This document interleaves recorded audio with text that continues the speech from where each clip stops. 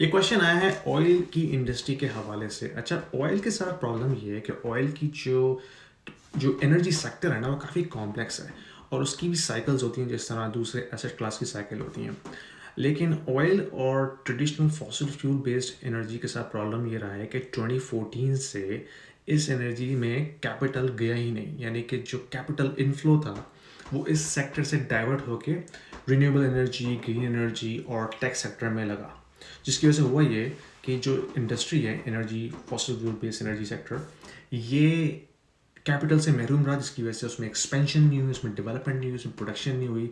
तो जो सप्लाई है वो स्टैगनेंट रही है 2014 से ऑनवर्ड्स। लेकिन जो जो यूसेज है, जो कंजम्पशन है, वो तो अभी भी बढ़ रही है एक्सपोनेंशियली।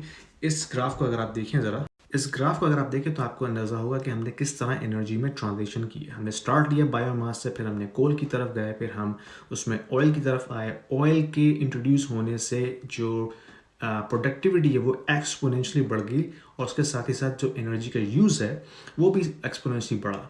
लेकिन फिर हमने उसमें मज़ीद इनपुट्स ऐड किए, हमने उसमें गैस को ऐड किया, हमने उसमें न्यूक्लियर को ऐड किया और फिर रिसेंटली हमने रिन्यूएबल एनर्जी को भी ऐड किया।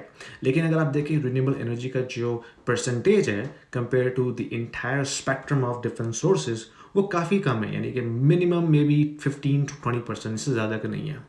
जबकि अभी भी जो हैवी रिलायंस है वो oil and gas and coal के ऊपर है, जो कि traditional fossil fuel based sources हैं। इससे अंदाज़ा ये होता है कि जो सप्लाई है वो तो स्टैगनेंट रही है for the last 5 to 7 years, लेकिन जो कंजप्शन है, जो यूसेज है ऑयल या एनर्जी की, वो एक्सपोनेंशियली बढ़ी है। अब उससे होगा क्या इन द लॉन्ग रन, जो है वो तो मैं बुलिश रहूँगा इसको देख के, ऑयल के ऊपर या एनर्जी एज अ होल के ऊपर। लेकिन अभी जो ऑयल की प्राइस नीचे आई हुई है वो आर्टिफिशली नीचे आई है। वो उसकी वजह ये है कि यूएस ने अपने SPR रिजर्व में से, जो स्ट्रेटेजिक पेट्रोलियम रिजर्व हैं, जो उन्होंने एमरजेंसी हालात के लिए स्टोर किया हुआ था, वहाँ से उन्होंने ऑयल निकाल के मार्केट में डंप किया, जिसकी वजह से ऑयल प्राइस इंटरनेशनली नीचे आ गई है। पहले उन्होंने सऊदी से बात की कि वो अपनी प्रोडक्शन बढ़ा दें ओपेक टू ओपेक प्लस से, वो उन्होंने नहीं की, तो उन्होंने अपने SPR रिजर्व डंप किए ताकि एनर्जी को नीचे लेके आए, जो कि एक पॉलिटिकल मूव था। अब वो ऑफ कोर्स अनलिमिटेड सप्लाई तो नहीं है SPR की, तो वो एक ना एक दिन ख़त्म होगा। Then again oil price starts to climb up because demand is going up, supply is stagnant. This is simple economics, यानी कि प्राइस से ऊपर जाएगी। तो लॉन्ग रन में ऑयल या एनर्जी एज अ होल मैं काफ़ी बुलिश हूँ।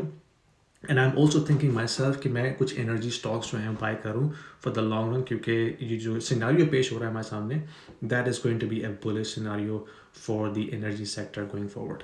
Thank you.